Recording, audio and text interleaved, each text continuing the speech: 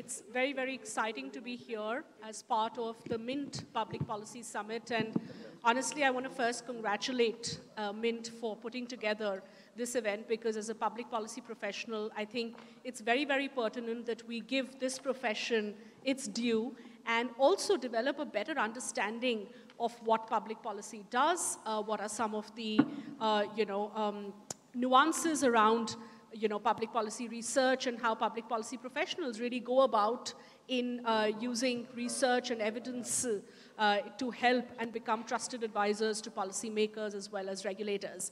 Let me kick it off by giving you a very quick introduction about my role today. And it's important that we understand what each one of us do so that we can then discuss the broader topic at hand. How do you strengthen, develop the public policy ecosystem in India? So I run public policy at Sequoia Capital India, which, as many of you would know, is a venture capital firm that has invested in hundreds of startups in India, largely tech and tech-enabled startups. And we're very proud now that we have over 50 unicorns in our portfolio and many, many companies with $100 million plus revenues. But I think what's most significant is that 3 years ago when I joined, we started this role as a public policy role for a venture capital ecosystem to work very actively with government, with policymakers, to be able to come up with policies that we believe should be a win-win for consumers, a win-win for the industry, and also for the government and regulators. And I think one thing that we want to do very actively as public policy professionals is help people understand why that is important. With that, I'll pause, but I would love to first kick off a discussion on what exactly is public policy. It's a term that's sometimes misunderstood, sometimes used very loosely. But today we have a very diverse but very interesting set of panelists to help us walk through the entire ecosystem. Who are the stakeholders? How does it work in practice? And I think most important is, how has this evolved over the years? Because I think this is one area that has seen much excitement in the last few years, and we are now seeing it develop as a clear niche, specialized, and very credible area. And whether it's think tanks, whether it's research organizations, whether it's educational institutions, or I would say, institutions like the Niti Aayog, everybody now understands the value and significance of public policy. So what I'll request each of the panelists to do is that as they give their opening remarks, if you could also a little bit talk about your role, your interest in this profession, what you do, but also explain to our audience what is your view and understanding of the term public policy. Why don't we start with you, Parth? And of course, as someone who runs an institute in public policy, you should know it all. Yes, well, I hope that was true. I think I would define public policy, the question that you started with, right, as the rules that govern Samaj, Sarkar, and Bazaar, right, and the interactions among the three. Right? So rules that govern Samaj, Sarkar, Bazaar, and the interactions among the three. So you can see the canvas of public policy is rather broad, right? And at the ISPP, we talk about how the Constitution of India is the founding public policy document, right, that defines what rules can be applied, what rules can be made. And the rules, as you can see, apply not just to Samaj and Bazaar, also apply to Sarkar, right, which is what the Constitution does, what government can do and cannot do. Right? So I think that's a broader way of thinking about what public policy is. And in the school of public policy, I think we saw that this is a huge canvas. We need many more people, and not just interested in public policy, but also trained in public policy, right? It's a specialized field, as you mentioned.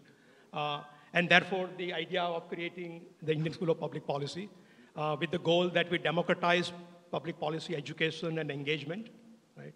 And also hope we build policy capacity across Samaj, Sarkar, and Bazaar, right? So there are two sort of broader goals: to democratize policy and also to build policy capacity.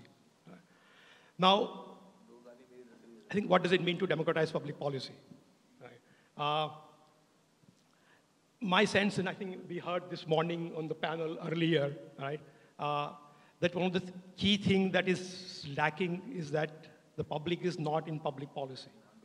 Right? So you have to bring the public back into public policy. Right? And that's, I think, a larger way of thinking about not just training a few hundred people in public policy, but how to create that mindset, which is what I think is lacking by and large, where people have deep respect for the dignity of the citizen. Right? One thing I see that many of the problems that we see in public policy is largely result of the respect for the citizen.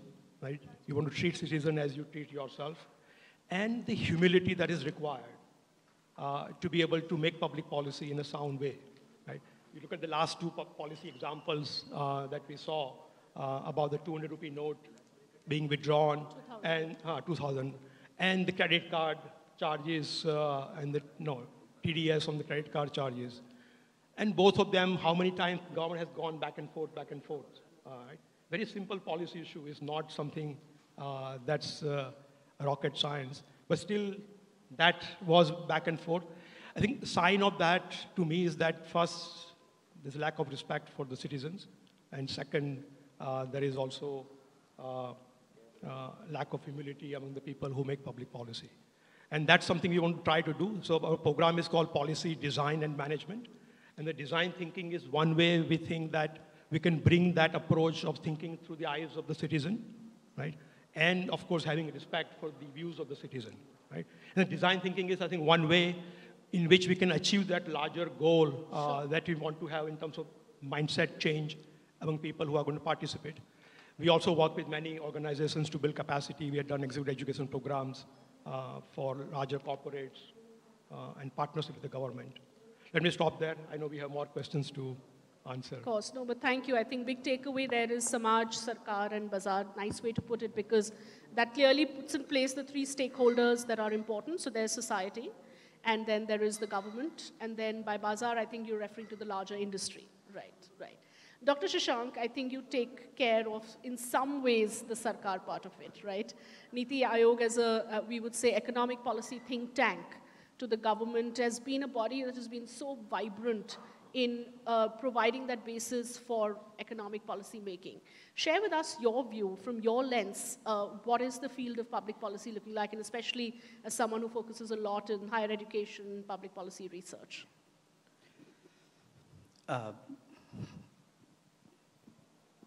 Good afternoon to everyone. It's wonderful being on this platform and sharing our thoughts on something that affects each one of us. I think the word public in public policy is the core. It's like the word democracy. It's of the people, for the people, by the people. So I'd like to start by saying that I think there's an old Indian saying that for the success of any nation, three pillars are vital: Khadi, Khaki, and Kavi. One stands for the political ecosystem, one stands for the defense and police force, which is the protection system, and one stands for the intelligentsia, or the experts. And each of them are vital for the success of any nation. And I think that forms the core of what public policy is all about, that it needs to balance all these three aspects in the process of policy design, implementation, and evaluation. I think it will be vital to look back at history and see the evolution, given my role in higher education, of how public policy has evolved over the years, or rather over the centuries. I think in the Western world, the Magna Carta of the Great Britain in the 13th century is looked upon as one of the first documents where there was some mention of public policy, where the king was put under checks and balances. In the US, it goes back to the 18th century, where in the Constitution, the public were brought into the forefront to participate in the process of designing policies that are going to affect them and their rights.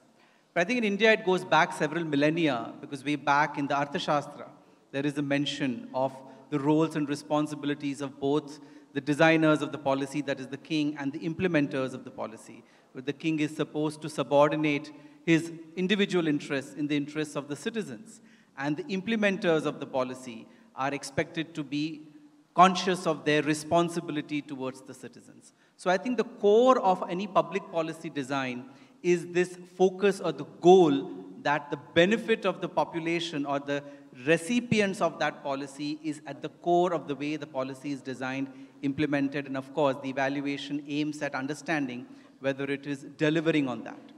I'd also like to draw your attention to the field of public policy per se by comparing, say, with the US and India. Because in the introduction to this particular session, we're talking about where the Indian public policy research ecosystem lies compared to the US. If one were to look at the US, one of the first think tanks in the US or in the world was the Carnegie Peace Endowment, which was way back in 1913. If you look at India, one of the oldest think tanks is the Council of World Affairs in Delhi here, which was formed in early 1950s. If one were to look at the earliest programs in public policy that came up in the US, or the centers which came up in the US, it was the Woodrow Wilson School in Princeton University in 1930. In India, one of the first public policy centers came up in 2002 in IIM Bangalore, the Center for Public Policy.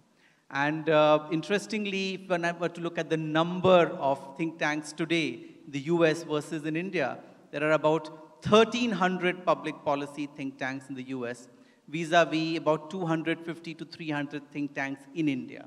So that's the contrast we are looking at. Another fact I'd like to share with you, according to the Bureau of Labor Statistics in the US, there are about 4.7 lakh individuals associated with public policy and related areas as jobs. Compared to that, according to a study by the Observer Research Foundation in 2019-20, there were about 3,000 professionals associated with public policy in India. So this shows the kind of evolution of public policy, research, and academic institutions in this space. I'm very delighted to share that in India, research per se is becoming a popular area as per the All India Survey for Higher Education. Between 2015 and 2020, the largest growth in the number of students across programs was in the PhD area, where there was a compounded annual growth rate of nearly 10%. So that's the kind of growth that India has seen year on year with respect to research. Of course, we have a long way to go because we have about 255 researchers per million in India, vis-a-vis about 4,250 in the US. And the number of PhDs produced in India is about 24,000 compared to about 68,000 in the US. So we rank 4th in the world in that number as well. Why I'm sharing these numbers is because evidence or evidence-based policy making is the core of good policy making. And I think that process of evidence comes from research. Right. And I think research in public policy need not be limited to the field of public policy per se, but the diverse fields in which these policies are going to be made or are being made, and the diverse priorities of the nation. And as we see today, India is making great strides across areas, whether it's science and technology, whether it is environment and sustainability, whether it is business and international trade, health and education. Every area, policy making is a very, very important process. And the evidence creation for that comes from the field of research. So the expertise that we create in each of these areas through our research, whether it's through the think tanks or the public policy centers or through the PhD programs in our eminent universities, is going to play a vital role in the creation and scaling up of this process of evidence creation. Thank you. Thank you so much. And clearly we're getting a lot of catchphrases from Samaj, Sarkar, Bazaar. We've got Khadi, Khaki, and Kavi. Shobhini, no pressure on you to come up with another set of these, but would love to understand from you and your experience of working at JPAL. And, I think Dr. Shashank touched upon many aspects of evidence-based policy making and the significance of research, and who better than you to walk us through some of that. I'm thinking of how I can come up with 3 things. But I'll talk from a practitioner's point of view. Inertia, ignorance, and ideology. Wow. Inertia, ignorance, and ideology. And it's essentially, these are the challenges when we think about public policy and action. Why some things work, why some things fail, why some things don't take off at all, even if it's a good idea. These are the 3 things that really matter the most, trying to put everything in action. Ignorance is essentially just not being aware of what are the good solutions out there, what works, what doesn't work, what have people tried, information sharing. There are some fantastic things that are happening in the ecosystem. There are implementers, there are innovators, there are startups, there are grassroots level organizations. Different governments are trying many different things. States need to learn from each other, but there is an ignorance to in a sense that it's not an ignorance because people are ignorant. It's essentially how do we get information to sort of cross boundaries? It could be state boundaries, international boundaries. It could be people boundaries. I mean, there's so much wealth of knowledge on this dais, but I don't know half of what all of us are doing. The second I is inertia. There's a really good solution out there, but then what is the state capacity to take that up? Who are the right stakeholders to be able to implement and take those pieces forward? Inertia, because it's a great idea, but somebody else can do it. I don't have the time to do it. I have 5 other things that are my priority. So there's a certain inertia that also sets in because everything becomes urgent, everything becomes mission mode, so everything, whatever, it may be something that's transformative, but to keep it on the shelf for another time. There's something to be said for, we were talking about bureaucracy in the other panel. There is something to be said about how slowly bureaucracy moves and how long it takes for a good idea to be able to really take off and reach the impact that it has. And there are systems, there are processes, there are financial constraints. All of those things come in the way, and that just sort of builds on the inertia. The last is ideology. Don't need to speak too much on this. The third piece, the third challenge, I would say, in terms of why public policy fails is most of us, it's psychology. Most of us go by gut, our instincts, not by data and not by evidence. I've been working in this field for the last 20 years. I could have walked away and said, I'm disappointed by how people are not used to listening to someone else, giving some data or bringing pieces of evidence. There are some really very, I would say, interesting platforms that have emerged, but these become silos.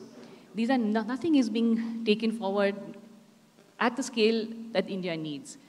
A lot of these, I would say, the bottlenecks are ideological.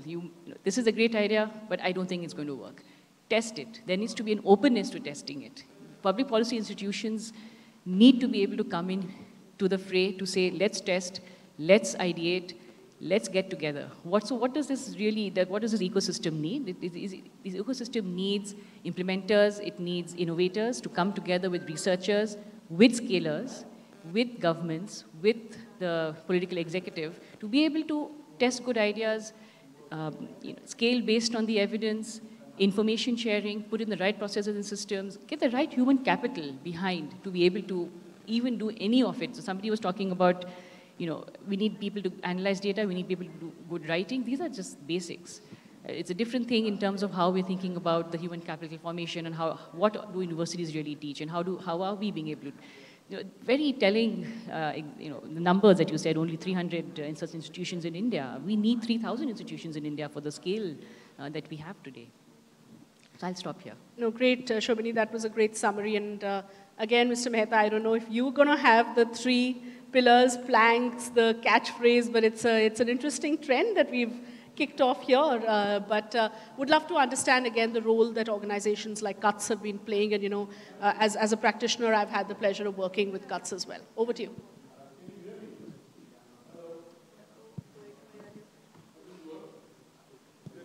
No. Yeah, I think it's working now. Hello. Yes. Hello, can you hear me? Yes. Yeah, good. Anyway, very good afternoon, and to begin with, let me thank Mint for having invited me here to share with you my views, which comes from about 40 years of grassroots experience. To begin with, let me tell you what I have understood about public policy, and from the debate which happened in the first panel, it is mainly about governance. And you can look at upstream of governance, the policy formulation, and downstream is policy implementation. So I would put it in this kind of 3-legged stool in order to make it a little more sensible rather than to make it another utopian kind of concept of ideology, etc., etc. What we've heard so far, and the question, Shweta, as the session demands, is how do we build up a solid research system in this country? Now, of course, some of our experience would matter in order to understand this as to how do we build it up. To begin with, if you look at the, Shobhini, to disabuse you. Our data system in India, the government data system, is in a mess. You can't rely upon anything at all because of the kind of system, the way it operates, whether it is at the level of the states or the center. And this is a well-known fact and has been debated again and again. So quite often, decisions are taken on an intuition or on certain past practices. I mean, I remember sitting with a statistical officer in the state of government of Rajasthan, preparing a budget exercise, and he was fudging with the figures without any kind of logic. He said, इसपे 10% बढ़ा दो, इसको 5% कम कर दो, इसको 7.5% बढ़ा दो. I said, ये आप क्या कर रहे हैं? नहीं, ये चलेगा. हम ऐसे ही करते आ रहे हैं पिछले 10 सालों से. हमारे पास कोई इसका अधिकृत सूत्र नहीं है जिससे हम ये तय कर सकें कि इस मद पे कितना खर्चा करना है. I give you a live example of sitting on a table of a person who then decides the budget of the state on the basis of pure intuition and pure, sort of jugglery, rather than of any kind of scientific approach. तो मैंने कहा अगर इसमें इतना काटेंगे और इसमें इतना बढ़ाएंगे तो कैसा रहेगा? ये तो मैंने सोचा ही नहीं. I'm giving you an example of what happens at the grassroots level, which the earlier session spoke about grassroots. So even the grassroots of a desk officer in the state secretariat is grassroots insofar as policy formulation is concerned. Let us not ignore the fact that he or she is critical in how public policies evolve. My second point, Shweta, is what we tend to ignore, and this came up again, but let me put a label to it, is we have to go beyond policy practices.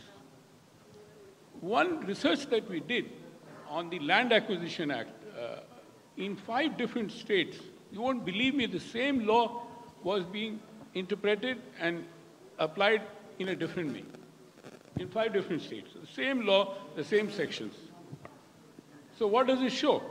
That it shows that, practices vary from people to people who are manning those desks. And then it becomes the issue about the capabilities issue, rightly. Now, you can't have a kind of a omnibus approach or a kind of approach that everybody will then think in the same manner possible. But to be aware of the fact that these things are there, practices vary. There is a third issue which again came up again and again in the first panel, and again this is something which requires little more than research but application, is building of state capabilities. Capabilities in the state. One of the things which I spoke about, a systemic reform is required in terms of accountability. Accountability is absolutely poor, very poor. Nobody who does a wrong is punished in a proper way at all, that it becomes a lesson. So what happens is that anybody who continues to do that same thing knowingly wrong gets away with murder also. And this is a fact. I can prove with you with examples as to what happens at the lower level. All this then goes into the, the whole rubric of public policy as to how you define public policy, Sure. how do you implement good public policies is again a matter of challenge. Political will is very important. That came up in the first panel. And let me just mention one more. Sure. Which came up in the last panel is something which public policy practitioners or policy researchers have to be aware of, are the political economy constraints under which the states work. Right. Today, we have this horrible system of freebies being announced by every state. What is it that we can do? We can continue to do research, we can litigate. Litigation is one thing which never came up. It is again a very important tool of public policy. We have achieved many changes through litigation. When we fail with policy intervention, we've been working as a think tank and an action tank since 1983. Thank you. Great. I think great comments there also from Mr. Mehta. And I think the very interesting takeaway was that example of how the same law, the same can be perceived and the practitioner's part or how it's practiced. and can be implemented in different ways, and you cited the example of 5 different states. We have very limited time going forward to take forward the discussion, and I think want to focus on the specific topic that we have at hand. How do you strengthen the public policy ecosystem in India, and especially focusing a lot more on research, and we've touched upon it. What I'd love to do now is throw open the discussion to any of you who'd like to chime in and talk about 2 things. Let's do a little bit of understanding of the past, and we've touched upon it, but maybe a deeper dive on what's the progress we've seen already? Because I think we've seen a lot of progress in the understanding of the public policy ecosystem, how it's changed, how many would think public policy at one time would be equated with liaising and lobbying, and which would be seen as not necessarily terms that carried with it the credibility that you would want public policy to have, to now this shift of, as we keep saying, research-based policy making, evidence-based policy making, backing it up with data, encouraging policymakers and regulators to think evidence, to think data, to think the impact of policy making and evaluate that.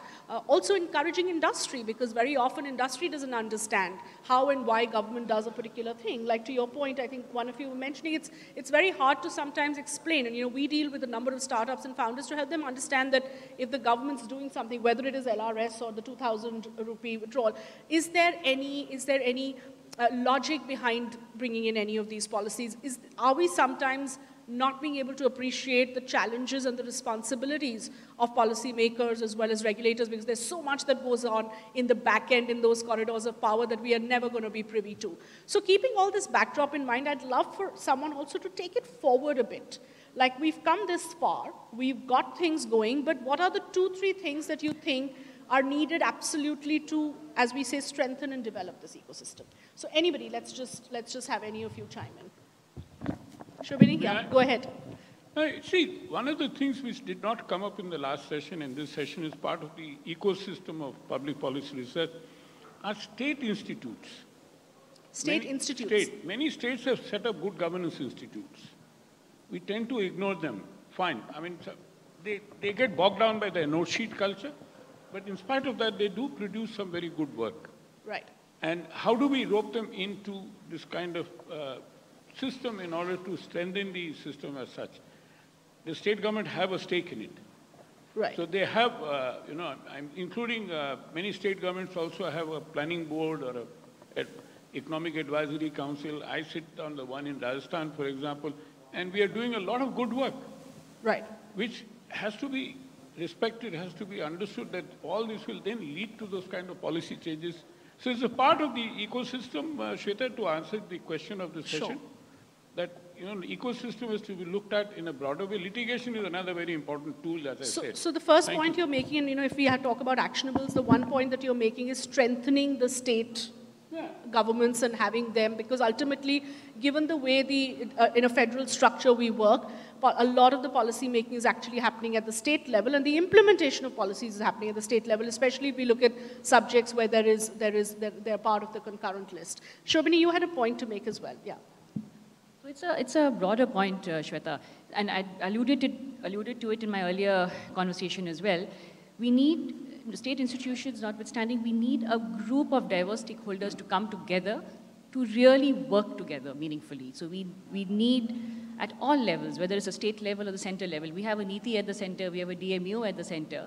What we need are mirrors of that at the state levels, and we have some very successful examples of that as well, and I'll come to one or two examples if I may. But we need innovators and implementers, we need researchers and research institutions, we need academics, the academia to engage in these, in co-creating these solutions and testing them. And we need, institutional level support, both at center and state. We need an openness to testing and trying out different things. We need an openness to failing and being able to try again. You mentioned, and we are on the same page, I was mentioning ideology is a huge challenge in trying to do any of these things. People come with their own instincts, they come with their own ideologies, and a big part of it keeps them from sort of this culture of evidence-based decision-making is something that JPAL, the Poverty Action Lab, where I've been working for the last 15 years, we've been really, I think, chipping away bit by bit to really widen the ambit of evidence-based policy making at all levels, whether it's a state level or whether it's at the central level. And institutions like ours actually bridge the academia, research, plus practice, plus policy in a really neat way, in the sense that there's a lot of evidence that exists, and I don't disagree that government data is not where it should be, but institutions, academia needs to engage with governments to be able to bring that out. And we've got some very good examples from Tamil Nadu, even from Bihar, we were talking about it in the last panel as well. A lot of the work that we've done in Bihar, for instance, is looking at education and learning. We've got one of the most successful examples of an education reform that was tested in Bihar, tested in Haryana.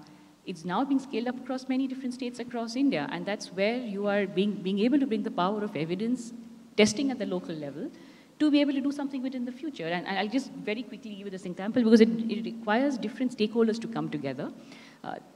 I'm very sure that all of us are familiar with the human capital challenge in India. We've got some fantastic higher education research institutes.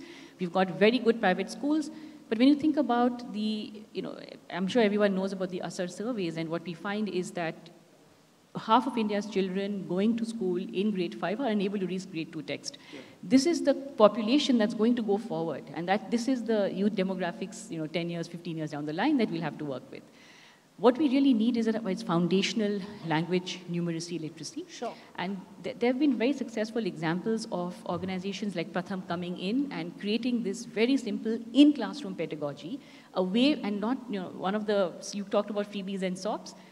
A very low-hanging fruit for governments is to say, let's add more, paint the classroom, paint the building, give some textbook, free midday meals, all of those pieces. They are necessary but not sufficient. You can add teachers, but they are not sufficient to improve learning outcomes. You need to be able to engage within classrooms. So teaching at the right level is one of those really cool reforms over the last 15 years tested at multiple levels. Governments are now taking note. It was tested in Bihar, tested in Haryana. We've got examples where we are getting implementers together, you're getting governments together, you're getting researchers together, you're getting people like, the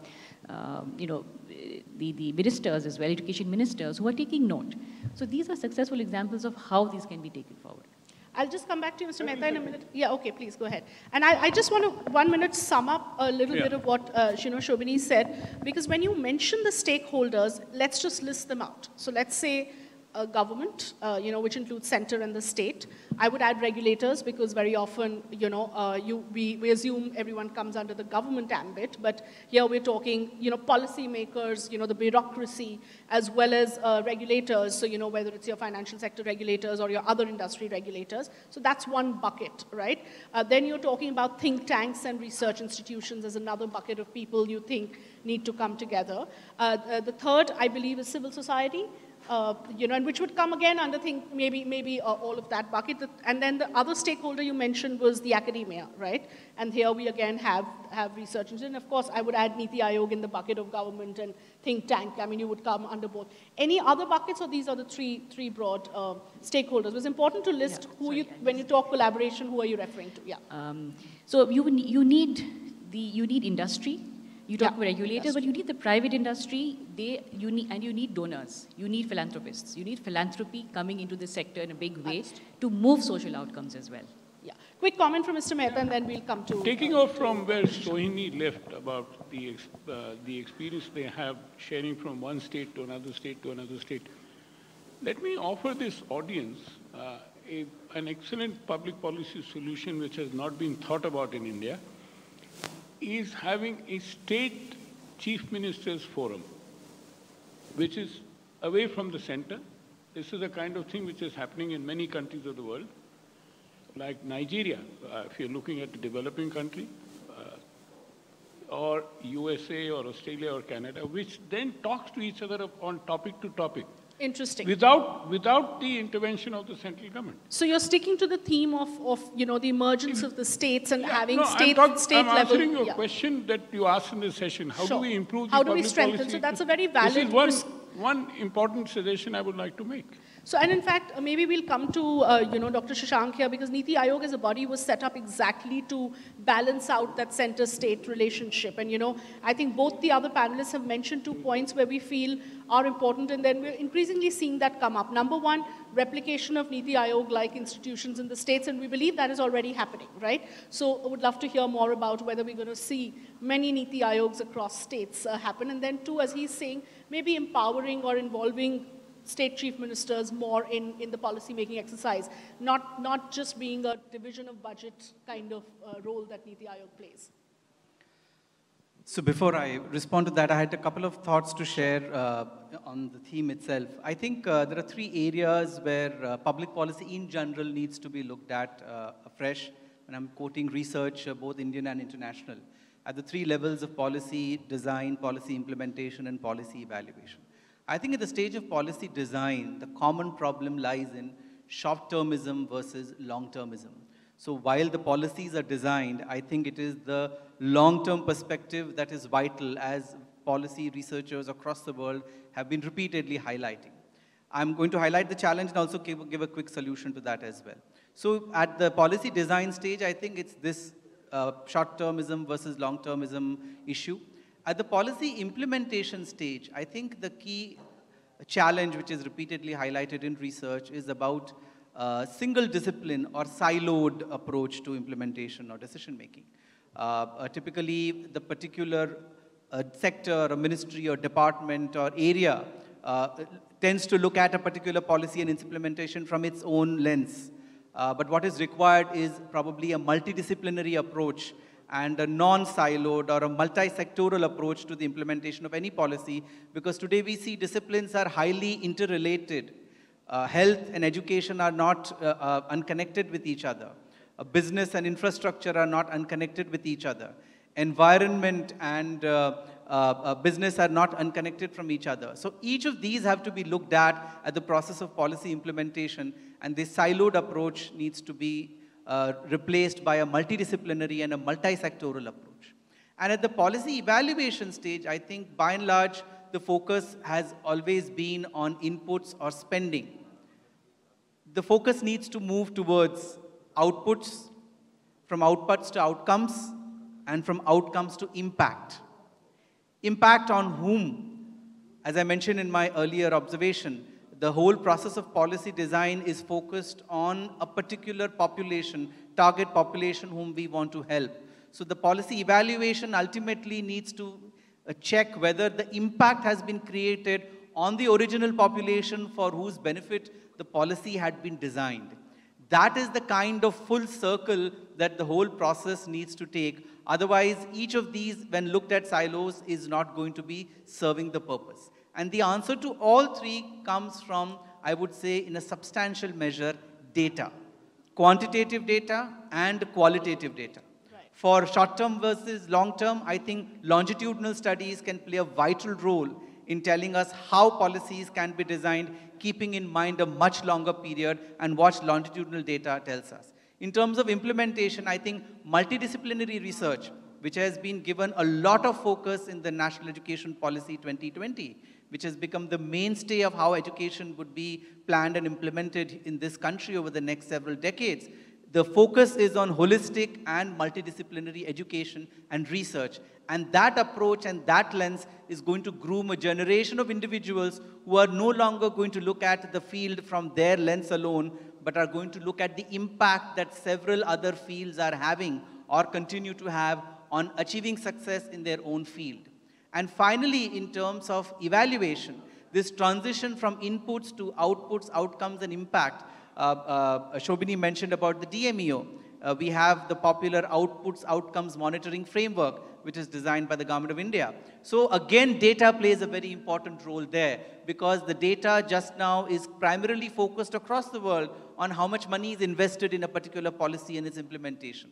But little data and evaluation is done on what outputs have come from that, what changes that have been brought about in the target beneficiaries, and what long-term impact that policy has had on the target audience. And data, again there, a longitudinal data after implementation will again complete the circle of connecting design, implementation, and evaluation. So I think these are the challenges and the solutions lie in our own hands. I think it's the change in the way we look at it, and this change is going to be a slow change, but that change is happening, and that's why I refer to the National Education Policy, which is grooming a generation of researchers and future policy makers and implementers and evaluators to look at how they do things in a different way. On your point with respect to Niti-like institutions at the state level, while I'm not a spokesperson of the Ayog, I'm sharing my own thoughts, but there is, and it has been announced, the State Support Mission, which was announced in the union budget by the Honorable Finance Minister, does speak about Niti-like institutions at the state level, but I'm sure more details would come up over a period of time with clarity on what can be replicated, how things can be more customized, because one size fits all is not the ideal way of policy design, and I think that's the original vision which Niti Ayog was formulated with, that we need to have more data-driven, evidence-based, customized implementation and design. And I think the example of the Aspirational Districts program, which was a case in point earlier, and now the Aspirational Blocks program, which is taking it forward to nearly 300 districts of India and 500 blocks, which will be focused on their transformation from a data-driven governance point of view. So, over to you. Great, thank you so much, and let's give the last word to Parth on this. Over to you. I think many great ideas have come from the panelists. I would just say that a couple of things that we are doing at ISPP to support some of these ideas, right? So one is that with DMIO, that Shashank mentioned, which is the part of the Niti Ayog. So we have partnership with them. We use the data that you collect there and the training that you provide also for our scholars at ISPP. We have done a lot of work with the state administrative agencies. We have a partnership with Bihar state agency to sort of help them. We already have done one workshop. We're planning to do more with the capacity building of those institutions. I agree with you that those are the key levers of change that we have. I think broadly the way I think about how to build the ecosystem in India, one is we need more people. There is no doubt that we need more people coming into the ecosystem. So we need more training institutes. I think people to join training and join the policy institutions, they need to see there's a career path afterwards, right? And that's where I think there's a more thinking that needs to be done both in this government as well as in the private sector, how they can hire more people, attract more people to join public policy courses, right? So for example, you can hire people easily at Niti Ayog, policy consultants. It's very difficult to hire at Jilla Parishad or even the state level, right? The processes are not very clear.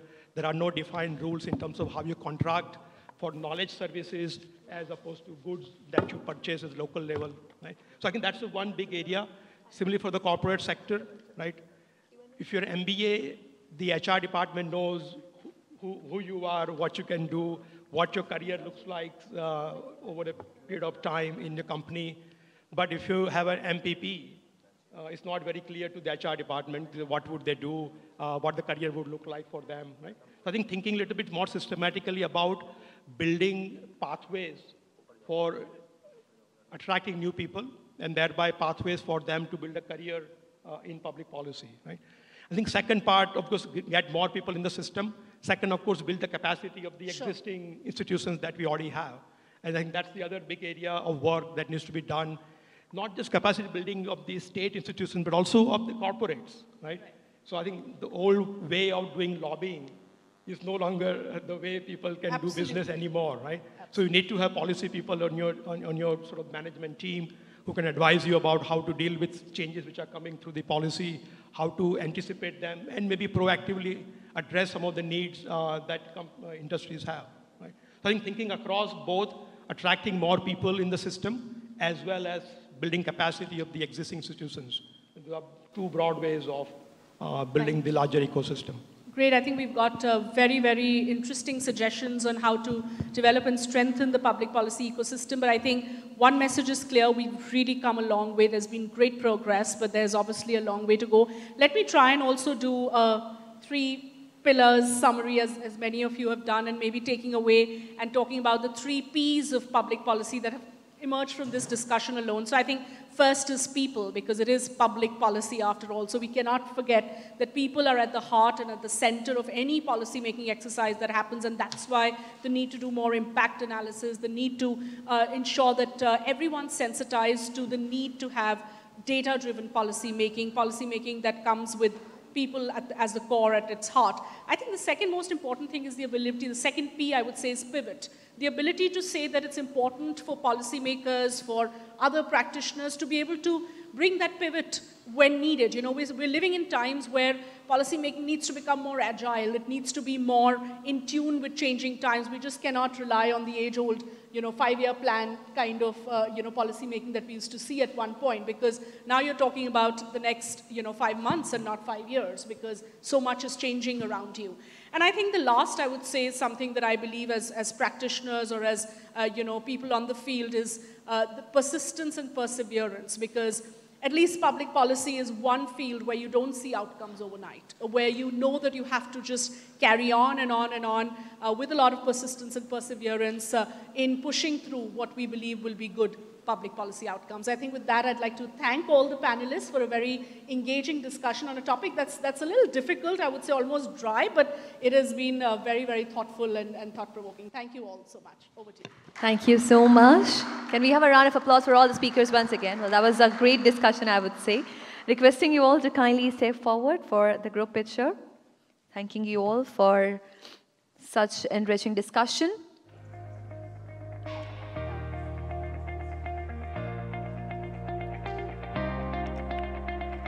Well, ladies and gentlemen, this was about creating an ecosystem, a strong ecosystem for public policy.